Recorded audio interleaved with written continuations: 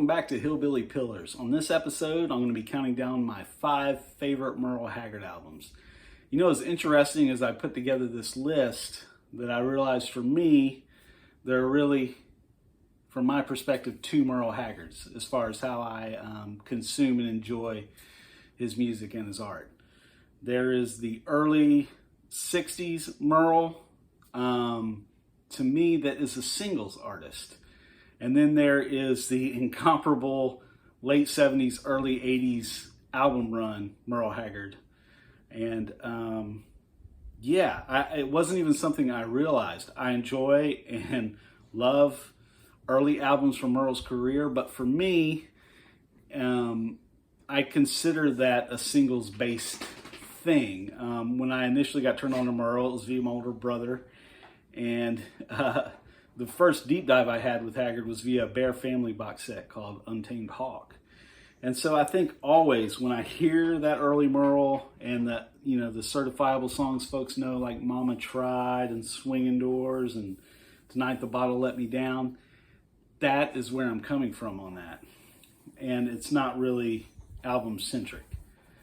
But in the late 70s and 80s, to me, it's all about the albums, and I can't hear any of these songs if it's not within the context of the album.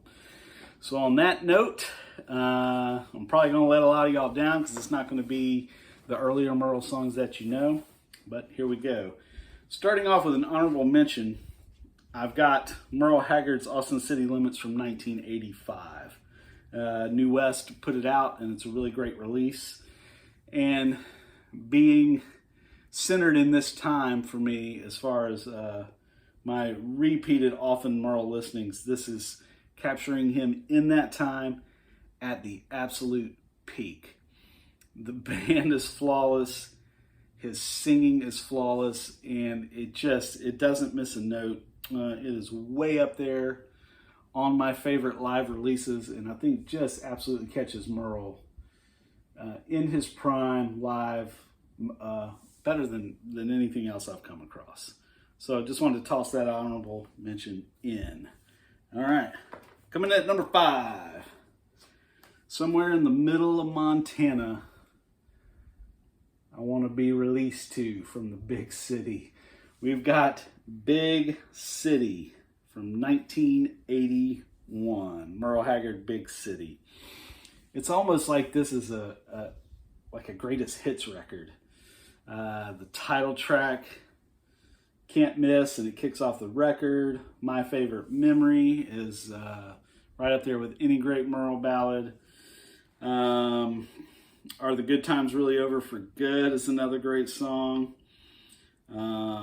It's just fantastic from beginning to end, and that kicks off my Merle run for favorite Merle albums at number 5. Next up, A Working Man Can't Get Nowhere Today. And that is from, the year is not readily available on here. It's from the 70s, 1977. Sorry, I don't know that off the top of my head. Killer Merle cover. Got the hag on the lunchbox there. I love the sound of this. To me, it's the best representation of him coming out of that 60s sound and kind of formulating what he wanted to sound like as he was peaking in his album making career. It's got great tunes. The opening track's kind of, a cultural viewpoint Merle song. It's hard to touch. And I remember the first time hearing this and kind of being surprised that this is the album The Running Kind was first on. I had assumed that was a long standard 60s Merle track. It's an all-timer, and so that was really cool to see that. There's a great tribute to Lefty on it. I just, front to back, it all runs together really well to me, and it's just a cool listen. I love the sound of this one. That's number 4. Number 3, Going Where the Lonely Go. Smoking's cool. At least Merle looks cool doing it on the cover of this album. We are now in 1982, so once again, we're in that wheelhouse between the 70s and 80s. We hear you, Willard. We hear you. My dog likes Merle as well. This, it's got like a back room, easygoing feel. The lead track runs so slow. You keep waiting for it to take off, and it never does. And when it ends, you're glad it never does. It's such a smooth opening track. And just the quality level of the songs on it are just boom, boom, boom. Why am I drinking? I won't give up my train. I love the opener of the second side, Shopping for Dresses. It's kind of one of those songs that I felt would have permeated the kind of culture more. It would be one of those songs everybody knew, but it's not. It ought to be though. And yeah, I just love rolling with the flow and going where the lonely go. All right, at number 2, Serving 190 Proof. Do not make the choices that have left that man in front of that bottle at that bar. Man, that's a lot of the truth in these albums. It's like there's like your guideposts for what to do, and this is kind of like the opposite. These albums are like the opposite Sermon on the Mountain from late 70s to early 80s. A lot of these are about, as Merle so good at doing, get you all in that regret and shame and bad choices and what comes from those things. And so this is like my oppo Sermon on the Mountain. Like, just don't do the things that have left this narrator in a lot of these situations and songs. Is Footlights the greatest song to open any country album? Could be argued. It is the masterpiece of a song and an easy bullet in the chamber when someone's like, I don't like country music, or at least not sure about the possibility of the depths of a country song. It's like, let me give you Footlights. Lonely Too Early This Morning. Really fantastic country blues song. Lonely Was Laying Like Dirt. Merle, man. Merle will get you. Heaven Was a Drink of Wine. You got a great third reference to the hag in it. That's where he tells the psychiatrist that he'd back off because when his woman left him, heaven was a drink of wine. Driftwood, one of the finest vocal recorded songs in Merle's catalog. Just hear him sing that all day. I Can't Get Away, Red Bandana, My Own Kind of Hat. Oh, did I get the wrong number 1? My goodness. I Must Have Done Something Bad. Oh, man. Sing a Family Song, Roses in the Winter. Rolling Stone recently released a top country albums list, and just like any list, including mine, it's hit or miss. But they had this as the number 1 ranked Merle, and it was really, really high. Like, I believe in the top 20, maybe top 12 or something like that. I don't know, but it was really high, which I thought was really cool. I was like, all right, so some folks out there knew what was up, and that's not any like, comment on Merle's earlier work, but yeah, it's you can't fight this. This is a classic, an absolute classic album. So that leaves me at number 1. My number 1 favorite Merle record.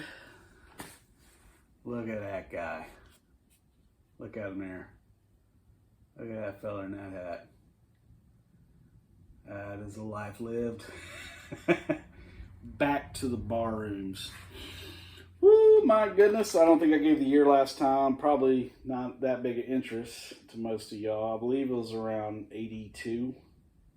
1980. See, I get all these years mixed up on these. 1980. Starts off with a song he did for a soundtrack of a movie, Misery and Gin. Follows up with Back to the Bar Rooms again, the title track. This is the greatest drinking album ever made, easily.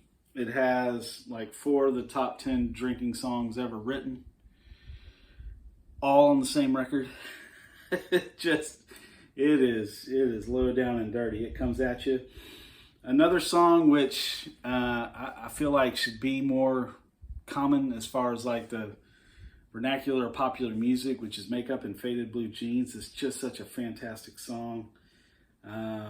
It's like there's this woman you can't help but notice coming in to watch him play at a gig, and he knows she's going to do bad things to him, but he can't help himself, and it'll blow all his chances at being a big singing star. Ever Changing Woman on this record is a beautiful song. It's got one of my favorite couplets in a Merle song. It's I always wear a t-shirt and a jacket just in case that woman's running hot or cold. Come on. Merle Haggard getting to it. And then you close out that side with I Don't Want to Sober Up Tonight. That's Merle. There's no gray area or trying to file through what's happening here. Nope, that's his right. He don't want to sober up tonight.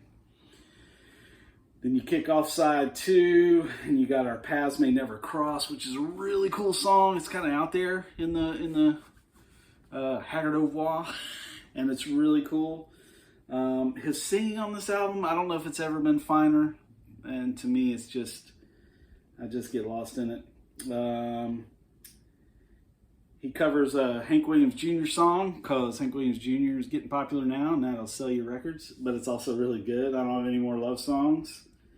And then a real killer in his catalog, which is Leonard, a tribute to a mentor of his, Tommy Collins. Just a beautiful song. I've got this clip of my daughter when she was just really in kindergarten, dancing her toy sock monkey to it in the backseat of my car, and this is on, and that is immediate crying, and always will be in the good way. And I love the song Leonard. And then you're gonna close out the album with his song that he would use live to tear the roof off the place, and it's I Think I'll Just Stay Here and Drink. So just to reiterate, the side closers on this are I Don't Want to Sober Up Tonight, and I Think I'll Just Stay Here and Drink. And that is that guy. And that is Merle. Maybe in his life getting to his lowest, but in his recording career getting at his finest. No one's ever been better than Merle in the late 70s and early 80s. And this is a firm run that I will stand by, in which I on this channel, I like to say that I think the best of country music does stand beside the best albums in pop music.